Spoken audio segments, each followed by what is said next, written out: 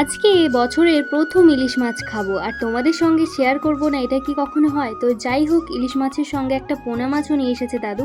তো চলো ইলিশ মাছটাকে ভালো করে পরিষ্কার করে আর রান্না করা যাক। আর ইলিশ মাছটা কিন্তু আমি ধোবো না, আমার দিদু ধোবে, আর আমি এখন কলতলায় দিয়ে আসবো। তো চলো, দিদু ইলিশ মাছটা ধুয়ে দিয়েছে, এখন ফ্রিজে খানিকক্ষণের জন্য রেখে দিলাম। কারা কারা ইলিশ মাছের তেল দিয়ে ভাত খেতে পছন্দ করো আমাকে কিন্তু জানিও। আমি ইলিশ মাছ ভাজলে মানে তেল দিয়ে ভাতটা তো খেতেই হবে আমাকে, নইলে তো চলবেই না। তো কড়াইতে তেলটা গরম হওয়ার পরে দেখলেই ইলিশ মাছগুলোকে ভালো করে ভেজে নিয়েছি। আর এটা হচ্ছে প্রথম ইলিশ মাছ খাওয়া আর কি, কারণ মধ্যবিত্ত বাড়িতে তো প্রত্যেক দিন ইলিশ আসা সম্ভব নয়। তো যাই হোক, ইলিশটাকে ভেজে নিয়েছি, আর এরপরে এই যে খানিকটা তেল আমি তুলে রেখে দিচ্ছি, দেখে নাও তোমরা। এই তেলটা দিয়ে ভাত মেখে খাবো আর কি 2 দিন ধরে।